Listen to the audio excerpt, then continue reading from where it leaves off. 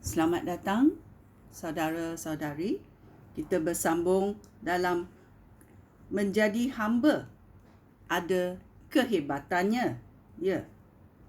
Dalam kerajaan Tuhan menjadi hamba ada kehebatan. Mari kita mendengar dalam Matius babak 23 ayat 11 dan 12 berkata,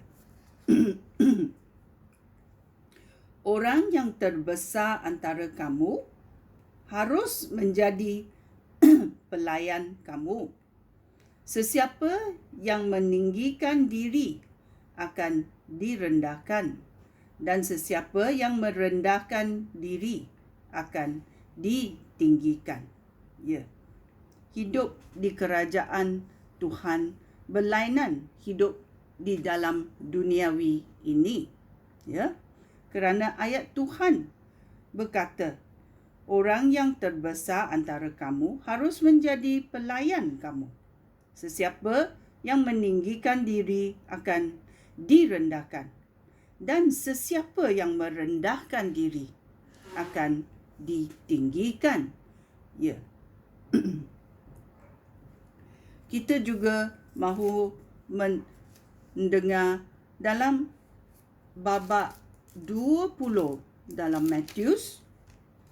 Kita mencarinya. Babak 20 ayat 26. Jika seorang antara kamu hendak menjadi seorang besar, dia harus melayani orang lain. Ya. Jika seorang antara kamu hendak menjadi orang besar, dia harus melayani orang lain.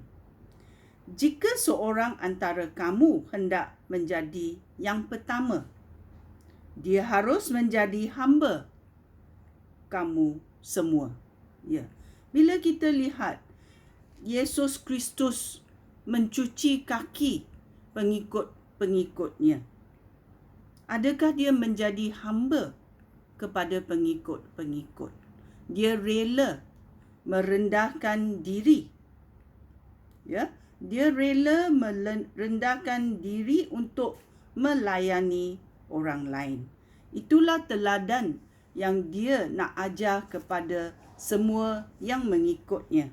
Ya. Dalam Markus babak 9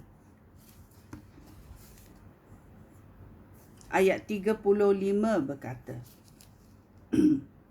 Yesus duduk, lalu memanggil 12 orang pengikutnya.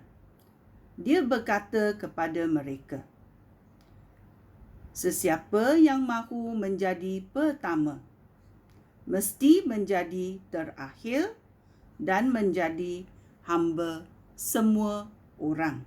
Ya. Macam sangat merendahkan diri. Ya. Kita menjadi hamba kepada semua orang. Ya.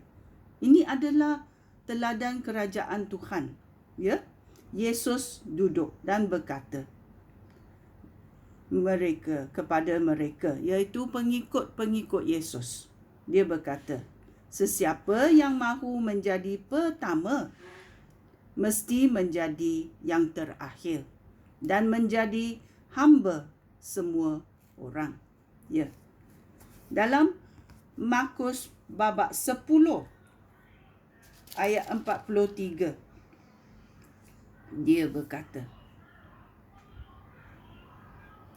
jika seorang antara kamu hendak menjadi besar, dia mesti melayani orang lain. Jika seorang antara kamu hendak menjadi yang pertama, dan dia harus menjadi hamba kamu semua. Ya. Anak manusia tidak datang untuk dilayani. Dia datang untuk melayani orang serta menyerahkan dirinya untuk membebaskan banyak orang. Ya. Dia datang untuk membebaskan banyak orang. Ya. Sungguh baiknya. Dalam Yohanes babak 12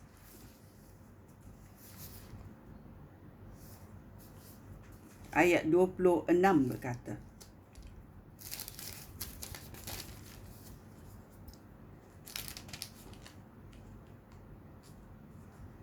sesiapa yang mahu mengabdikan diri kepada aku harus mengikut aku, supaya dia boleh bersama-sama aku di tempat aku berada.